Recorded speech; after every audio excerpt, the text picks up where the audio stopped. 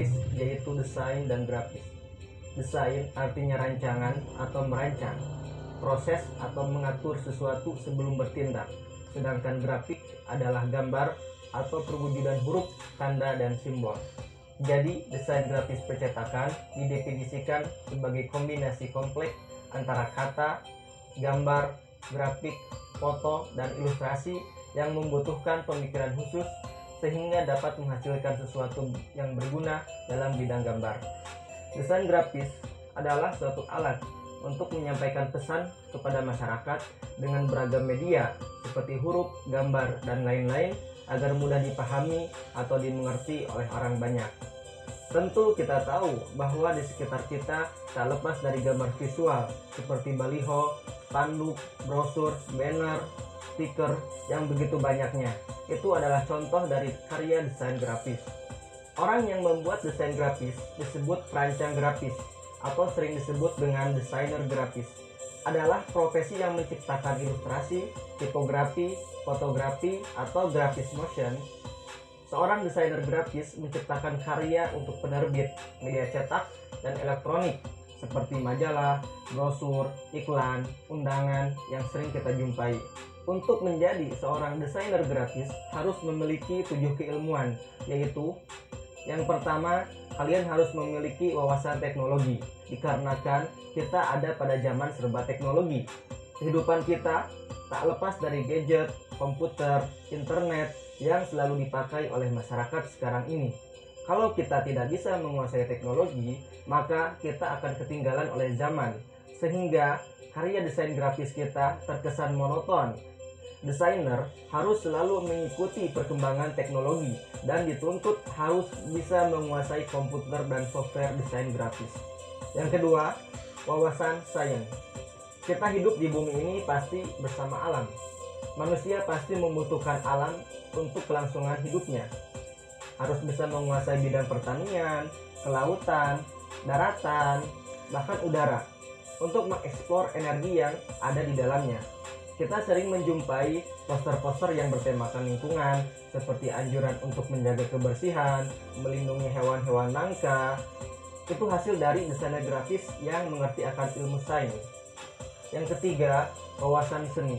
Agar desain kita indah, maka harus memahami ilmu seni, bagaimana mengatur komposisi, perspektif objek, bagaimana membuat gambar 2 dimensi, 3 dimensi, dan lain-lain. Yang keempat, wawasan sosial dan budaya. Seorang desainer grafis harus mengerti akan budaya tiap daerah, karena tiap daerah memiliki budaya yang berbeda-beda. Karya desain grafis kita harus bisa diterima oleh adat ataupun budaya masyarakat setempat. 5. Wawasan filsafat atau etika. Filsafat adalah pola pikir atau menyusun kata seperti kiasan, ungkapan, atau makna. Dalam desain grafis harus bisa memberikan makna yang dapat dipahami oleh masyarakat. Objek, bentuk, simbol bisa memberikan makna ataupun warna-warna di alam ini memiliki makna yang berbeda-beda. 6. Kemampuan olah nirmana.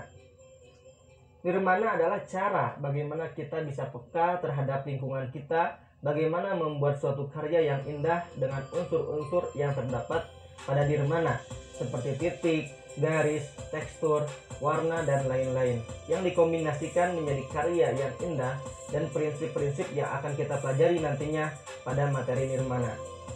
Software desain grafis. Software adalah alat untuk membuat karya desain kita. Contohnya ada software CorelDRAW, ada Adobe Photoshop untuk editing foto, ada Adobe Illustrator untuk pembuatan banner, logo, stiker, dan lain sebagainya. Tentunya kalian bertanya-tanya, buat apa sih belajar desain grafis percetakan itu? Kita akan menjadi apa nantinya?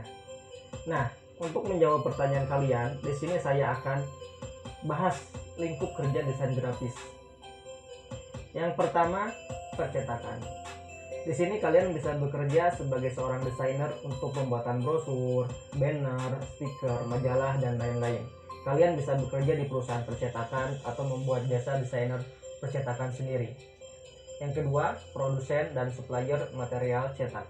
Kalian bisa menjadi seorang penyedia bahan-bahan cetak seperti kertas, bahan banner, tinta, karena desainer grafis itu dididik untuk menguasai berbagai macam alat-alat cetak.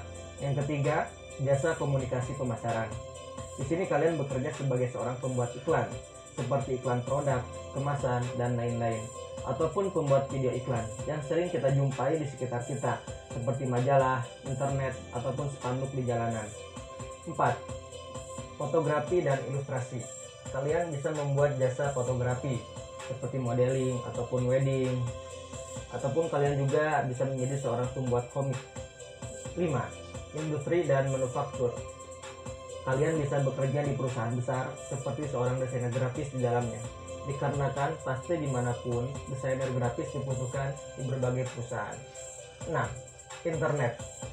Kalian bisa menjadi pembuat konten-konten di internet seperti menjadi seorang YouTuber ataupun menjual produk-produk kalian di pusat penjualan online. Tentu kita akan membuat produk yang semenarik mungkin dengan kemampuan desainer grafis kita. 7.